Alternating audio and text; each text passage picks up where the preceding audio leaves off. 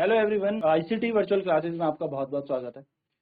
तो हम पढ़ रहे थे साउंड और हमने कल देख ली थी जल तरंग के बारे में कि आप अलग अलग डिफरेंट कॉलम्स बनाएंगे, ग्लासेस लेंगे पानी के, और पानी अलग अलग तरीके से अगर आप इसमें भरेंगे तो बेसिकली आपको क्या देखने को मिलेगा, हर एक बीट पे, हर एक स्ट्राइक पे आपको अलग अलग तरीके की साउंड सुनाई देने को मिलेगी। नेक्स्ट आगे बात करते हैं साउंड प्रोड्यूस बाय ह्यूमंस। आज हमने देखना है कि कैसे जो मनुष्य होते हैं, ह्यूमन होते हैं, ये ध्वनि को उत्पन्न करते हैं, प्रोड्यूस करते हैं।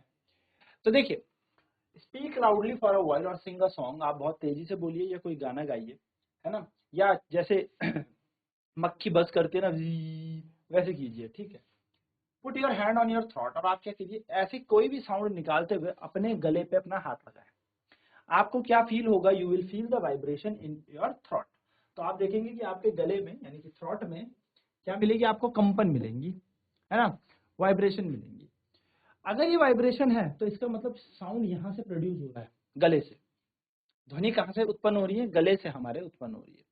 तो जो ह्यूमन होती है उनमें जो साउंड जो प्रोड्यूस होता है वो वॉइस बॉक्स से होता है, और उस वॉइस बॉक्स को हम लार्निक्स कहते हैं, ठीक है।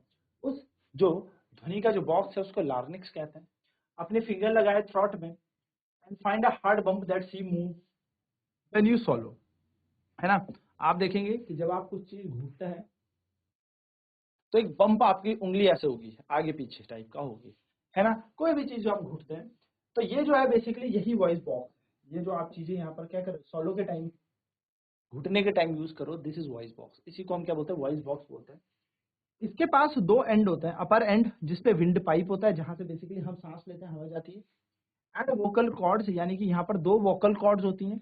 ये वोकल कॉर्ड्स क्या करती है, साउंड को प्रोड्यूस करती है। ये स्ट्रेच होती हैं, ये कॉर्ड्स क्या करेंगी, खींचेंगी, और खींचने के बाद क्या करेंगी, वाइब्रेट करने के बाद क्या करेंगी, ध्वनि को उत्पन्न करेंगी। तो देखो यही कह रहा है, stretch across the voice box और larynx in such a way that it leaves a narrow slit between them to passage of air. तो जब हम क्या कहेंगे, कुछ भी बोलेंगे या कुछ करेंगे तो स्ट्रेच होंगी और बहुत ही नैरो क्या कर देंगी, स्लिट बना देंगी, बहुत ही पतली सी रास्ता दे देंगी हवा को ग्रहण करने के लिए। तो अगर आप सांस ले रहे हैं तो उस समय बोल नहीं सकते, और अगर आप सांस छोड़ रहे हैं तो उस समय भी बोल नहीं सकते। यानी कि बोलते वक्त हम सांस नहीं ले रहे होते। आप ट्राई कर लेना, यानी कि अभी मैं रुका हूं, मैं सांस ले रहा हूं, लेकिन अगर मैं बोल रहा हूं तो मैं सांस नहीं ले पाऊंगा। कई बार आपने देखा होगा, कई बार कंटिन्यूअसली बहुत देर तक आप जब बोलते रहते हैं तो आपकी सांस फूल जाती है। क्यों? क्योंकि आप सांस नहीं लेते, ठीक है। तो ये बात ध्यान में रखिएगा। This is something known as larynx. तो हमारे गले में क्या होता है, लार्निक्स, जिसको हम वॉइस बॉक्स कहते हैं, और इसी लार्निक्स से बेसिकली क्या होती है, आवाज है जो वो उत्पन्न होती है, यानी कि साउंड प्रोड्यूस होता है। चलिए फटाफट इसे नोट कर लें, देन आगे बढ़ते हैं।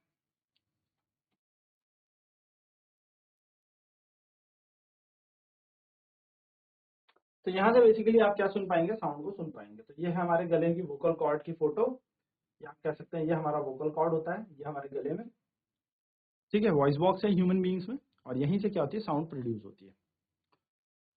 तो देखो कह रहा है, when the lungs force air through the slit, जब क्या करता है, हमारे लंग्स एयर को खींचते हैं तो वोकल कॉर्ड क्या करती है, वाइब्रेट होती है, प्रोड्यूसिंग करती है साउंड को।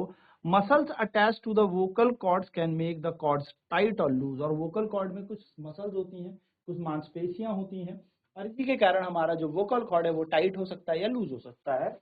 When the vocal cord are tight and thin, जब vocal cord बहुत ज्यादा टाइट होगा या थिन होगा, यानी कि बहुत पतला होगा, तो the type of quality of vocal is different, तो उस टाइम हमारी आवाज जो है वो अलग होगी, बहुत ही अलग तरीके की हमें आवाज सुनने को मिलेगी। From that when they are loose, और जब वो एकदम लूज होंगी तो हमें फिर अलग तरीके से आवाज सुनने को मिलेगी। तो चलिए वोकल कॉर्ड्स की ये वाइब्रेशन के ऊपर की हम नोट्स में भी अपने एड ऑन कर लेते हैं कि क्या होता है, वोकल कॉर्ड्स को जब टाइट कर लिया जाएगा तो आवाज अलग होगी, और जब लूज कर दिया जाएगा मसल्स के थ्रू वोकल कॉर्ड को तो आवाज अलग तरीके की सुनाई देगी। चलिए नोट करेंगे फटाफट से।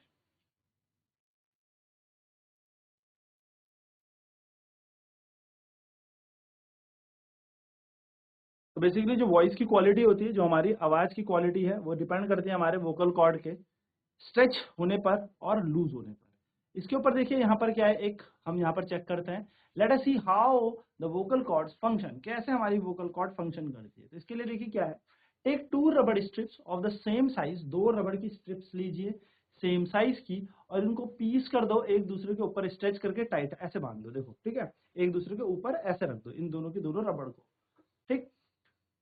नाउ बो the air through the gap between them, अब क्या करना, दोनों की रबड़ जो आपने ऐसे बांधे हुए उसके बीच में फूंक मारना, बो करना, एयर को पास करने की कोशिश करना।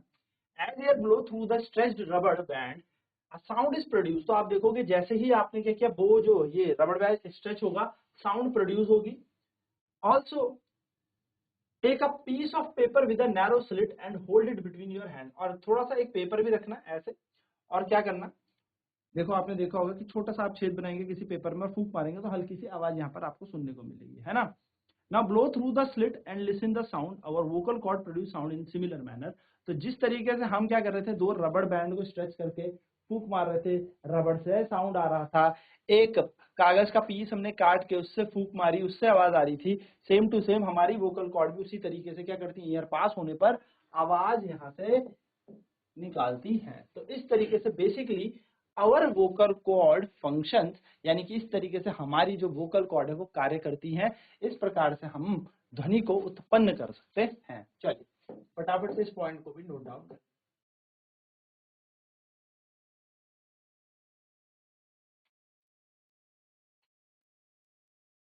तो देखिए यहाँ पर हमें एक वो दे रखी है, जो वोकल कॉर्ड होती है मैन की, यानी कि जो आप कह सकते हो जो मैन है, लड़के हैं या फिर पुरुष हैं, उनकी जो वोकल कॉर्ड है वो 20 मिलीमीटर लॉन्ग होती है। वहीं पर जो वुमेन होती हैं, जो महिलाएं होती हैं, उनकी वोकल कॉर्ड 15 मिलीमीटर लॉन्ग होती है, यानी कि महिलाओं की वोकल कॉर्ड थोड़ी छोटी हमारी होती है। चिल्ड्रन है वेरी शॉर्ट वोकल कॉर्ड, और जो बच्चे होते हैं उनकी वोकल कॉर्ड बहुत छोटी होती है। इसीलिए यही रीजन है why the voice of man, women and children are different, इसीलिए जो पुरुष है, महिलाएं और बच्चे हैं, इनकी आवाजों में फर्क होता है, ठीक है। तो ये पॉइंट बड़ा ही फैक्चुअल पॉइंट है, ये आपके कॉम्पिटेटिव पॉइंट ऑफ व्यू से भी काफी इंपॉर्टेंट है, इसको कॉपी में नोट कर लें। देन बात करते हैं sound need a material medium for its propagation, it means ध्वनि को एक जगह से दूसरी जगह संचारण होने के लिए माध्यम की आवश्यकता होती है, इस पे हम चर्चा करते हैं।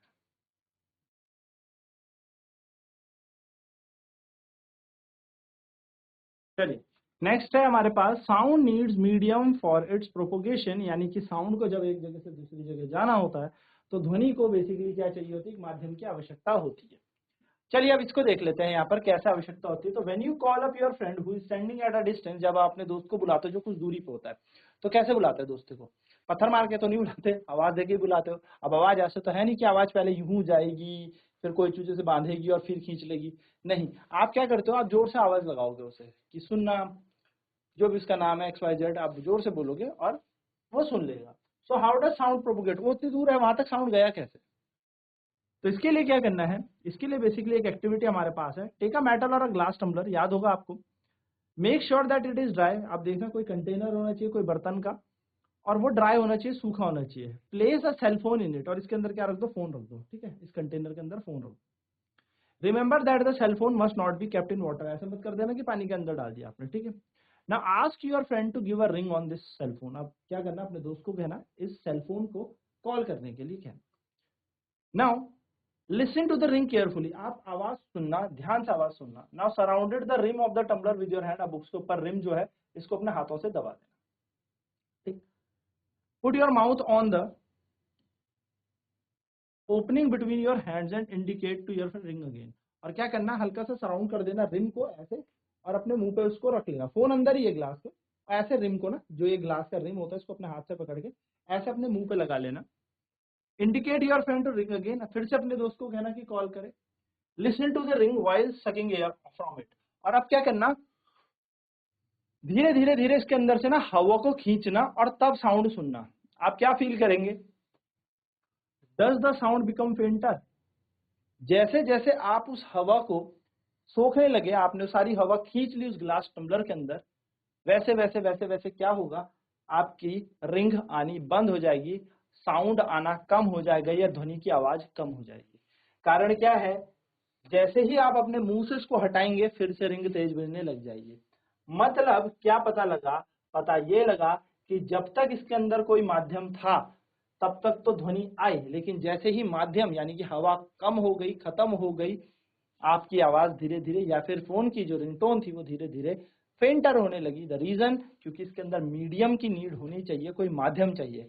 इसके अंदर क्या भरी हुई थी? वायु। जब आपने वो सारी वायु क्या कर ली? इनहेल कर ली, वो सारी की सारी एयर को इनहेल कर लिया, उसको सारा का सारा सकअप कर लिया, तो यहाँ पर कोई भी एयर नहीं थी, वायु नहीं थी। As a result there was no medium, इसके अंदर कोई माध्यम नहीं था, मीडियम नहीं था, जिसके कारण यहाँ पर आवाज नहीं सुनाई दी। तो रीजन से क्या पता लगा? रीजन से यही पता आपको यहाँ पर लगा होगा कि जो ध्वनि है उसको माध्यम की आवश्यकता पड़ती है। चलिए फटाफट से हम क्या करेंगे, इस एक्टिविटी को भी नोट डाउन कर लेंगे, बिकॉज ये नोट डाउन आता है कि tell with an help of an activity how sound depends on medium. किसी क्रिया के बेसिस में या आधार पे हमें ये बताएं कि ध्वनि को संचारण करने के लिए माध्यम की आवश्यकता होती है। तो हम यहाँ पर ये वाली एक्टिविटी अपने अकॉर्डिंग लिखें, लेकिन लिखें जरूर।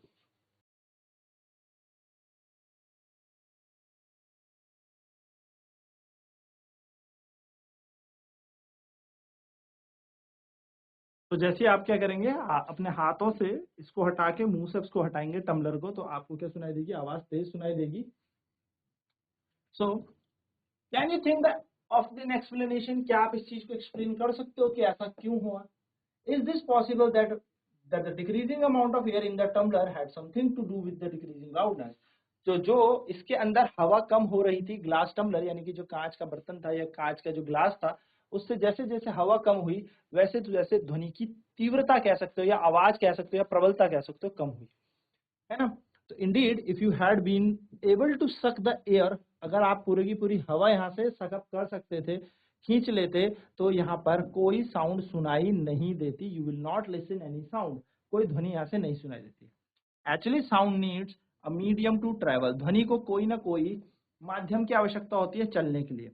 When air has been removed completely from a vessel, जैसे ही हवा को आप पूरा का पूरा इस बर्तन से निकाल लेंगे, यहाँ पर वैक्यूम बन जाएगा यानी कि निर्वात बन जाएगा, और इसके कारण क्या होगा? साउंड ट्रैवल नहीं करेगा। Sound cannot travel in vacuum. इसीलिए आप याद रखें, जब कोई एस्ट्रोनॉट चंद्रमा पे जाता है, यानी कि जब कोई अंतरिक्ष यात्री चांद पे जाएगा, मून में जाएगा, तो वहां पर वो बोलेगा लेकिन सामने वाला सुन नहीं सकता, क्योंकि वहां पर कोई माध्यम नहीं है। तो आप बोलते तो रहोगे लेकिन आवाज ही प्रोड्यूस नहीं होगी, क्योंकि वाइब्रेशन पूरी होगी बट आगे तक कैसे जाएगी? वो जा ही नहीं पाएगी बात आपकी आगे तक, क्योंकि उसके लिए मीडियम की आवश्यकता होती है, माध्यम की आपको रिक्वायरमेंट है। तो काफी इंपॉर्टेंट फैक्ट आपको अपनी कॉपी पे लिखना है।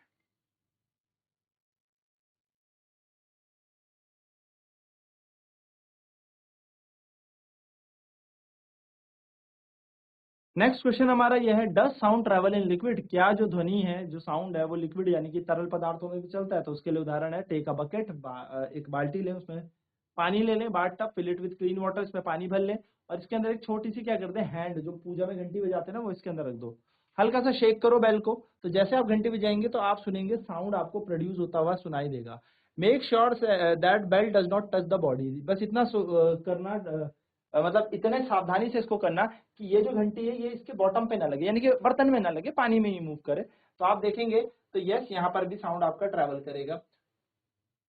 तो place your air gently on the water surface, be careful, water अपने कानों में मत डाल लेना, ठीक है, आराम से करना। तो आप सुनेंगे कि साउंड जो है बेल का भी आएगा। इसका मतलब it indicate that sound travel through liquid. इससे ये पता लगता है कि जो ध्वनि है वो पानी में भी चलती है, ठीक है। चलिए इस एक्टिविटी को भी नोट डाउन कर लेते हैं फटाफट।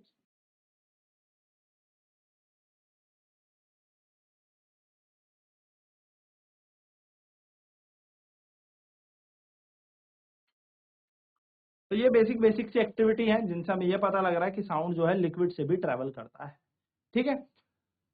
नेक्स्ट क्लास में हम देखेंगे कि क्या ध्वनि जो है वो सॉलिड यानी कि ठोस पदार्थों में भी चलती है ना? क्या जो ध्वनि है वो किसी कांच के अंदर से भी चल सकती है, या लोहे में भी चलती है, या किसी सॉलिड ठोस पदार्थ के अंदर चलती है?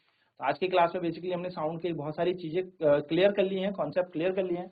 नेक्स्ट क्लास में इसकी और चर्चा करेंगे। आज की क्लास में इतना ही। तो आईसीटी वर्चुअल क्लासेस में जुड़ने के लिए धन्यवाद। आपका दिन शुभ हो।